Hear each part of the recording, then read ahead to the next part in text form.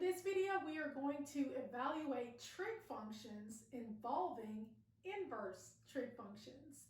Here we have y is equal to sine of inverse cosine of negative 4 over 5. And we want to evaluate trig functions involving inverse trig functions. So the first thing we want to do is we want to look at our innermost function. Our innermost function is we have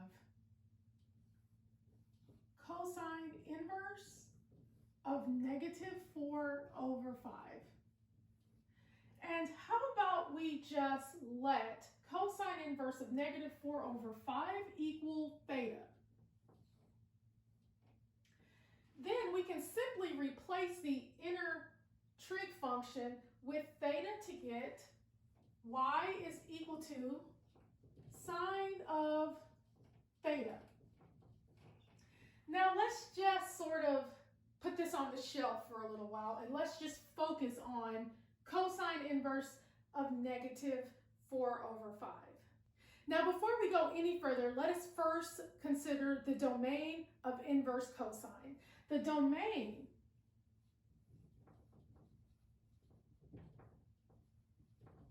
of inverse cosine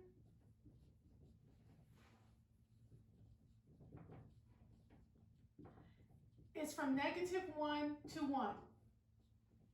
And sure enough, we look at our input value, we see that negative 4 over 5 falls within the interval from negative 1 to 1, so we can continue.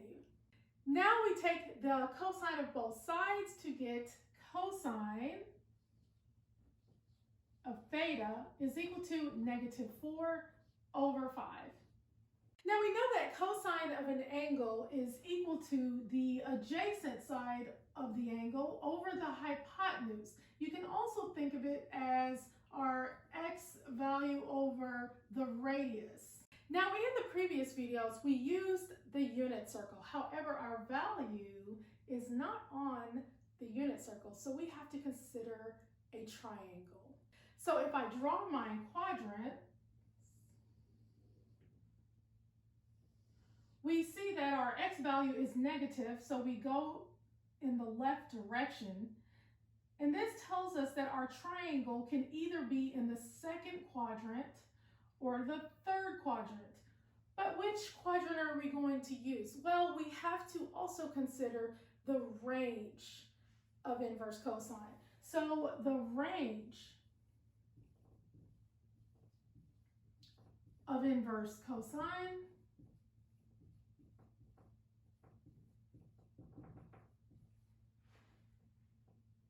is from 0 to pi. And where is 0 and where is pi? Well, 0 will be here and pi will be here. And if you're coming around from 0 to pi, you see that you're only using the upper region.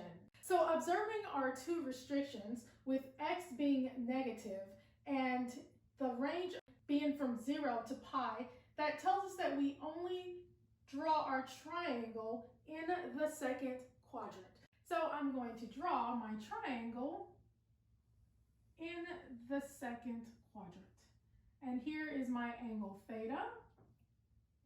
We said that our x value is negative 4, so I'm going to say x is equal to negative 4.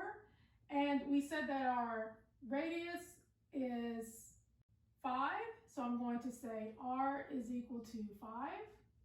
And what we want to find is our y value. To find our y value, we simply use Pythagorean Theorem. So we say x squared plus y squared is equal to r squared. Our x value is negative 4, so I'm going to say negative 4 squared plus y squared is equal to, well, our r is 5, so I'm going to say 5 squared.